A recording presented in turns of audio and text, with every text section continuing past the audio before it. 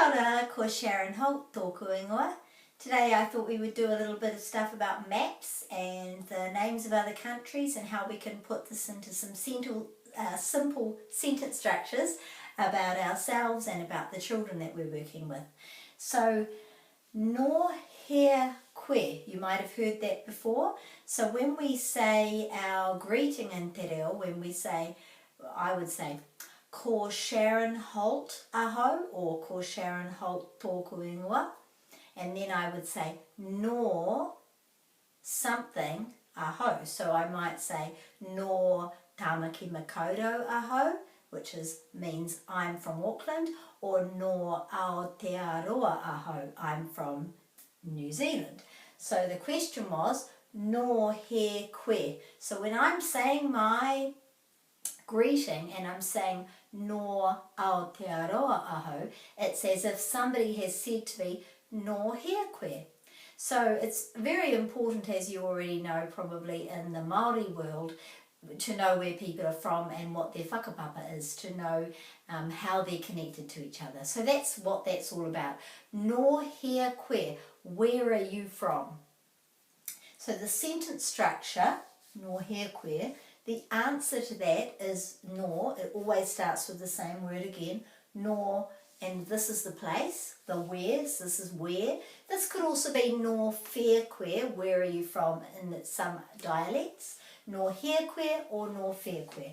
No something or other, aho, because the word changes to myself. This is you.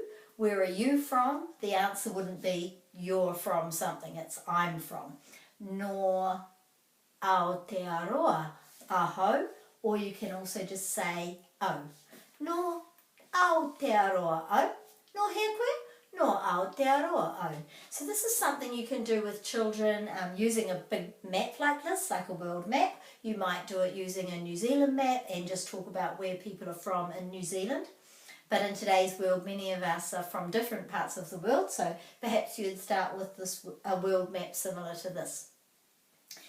The countries in Te Reo, almost all of them, not all of them, but most of them are transliterations of their country name. So the word for England sounds like England, but it has a vowel at the end because all Māori words have a vowel at the end, and it misses out some of the letters that aren't in the Māori alphabet. So the word for England is Ingarangi, and the word for India is very similar, but there's no D in Māori, so the word for India is Inia, and the word for Australia, there's no S in Māori or L, so it's Ahi Te Reo.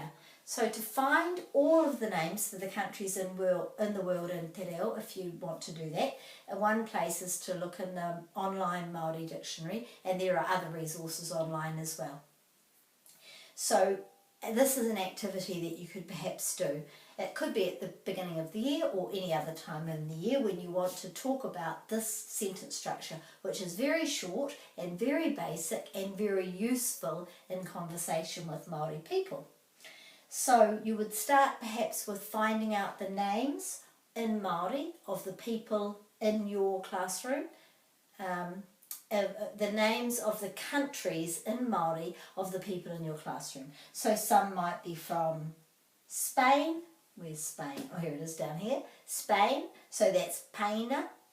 And wherever they're from, just find where they're from. If they're from China, that's Haina. From Samoa, wherever that is, somewhere over here, Hamoa. From Australia, Ahitereiria. From Canada, Kanata. Lots and lots and lots of different things for you to find out there. So you've got your map, and that could be an activity if the children are old enough that the children do with you or in little groups or by themselves. Find out which country they're from. And it might not be where they're born, but they might have been born in New Zealand, but their family is from, say, China or England, and then you can do that's where they're from, that generation back. So then you have a map, and then you can have their their greeting, their name and where they're from written down. They can write that down, maybe have a photo or a drawing of themselves and put them all around this map with lines or pieces of string with drawing pins or whatever it is going to that appropriate country. So when you've done that kind of background, then what we don't want to just be reading this and seeing it, we want to be using our talking voices, and that's really what you really need to encourage children to do. So even with little children, even with children that haven't been able to write that down, you can still do this. So it's practicing in perhaps in pairs. Maybe you can model it with the group. No here, and you could say, no here, where are you from? And then the answer, which we're hoping to get eventually, is the country they're from, or if you're doing the part of New Zealand, the part of New Zealand that they're from. Let's stick with countries at the moment. So let's say they know that they're from China. No haina aho, or no haina o. So we're aiming to get everybody to be able to say no and the country, o or aho. No inia aho. I'm from, aho, from the place. So that's the answer and question. And then we could ask each other, get into pairs.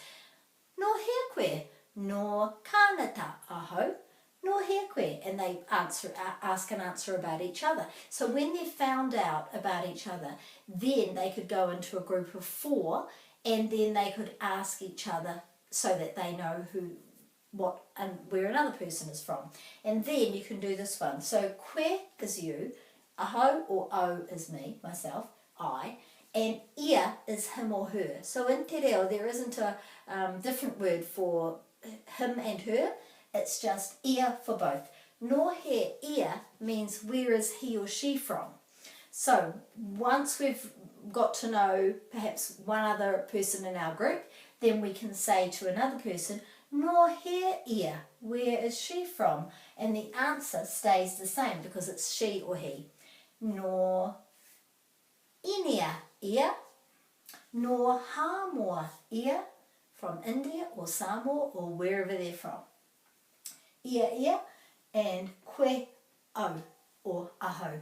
So that's a very simple sentence structure that you could think of lots of activities to really build that up and expand on it and turn it into something where you can think of other ways and get the children to think of other ways of perhaps using that maybe in a game, to just getting those words to become more easy and they grow in their confidence to say them. And perhaps the other thing, if you're wanting to practice a few of the names of countries of the world, you could do that game where you have the name up here in Te Reo.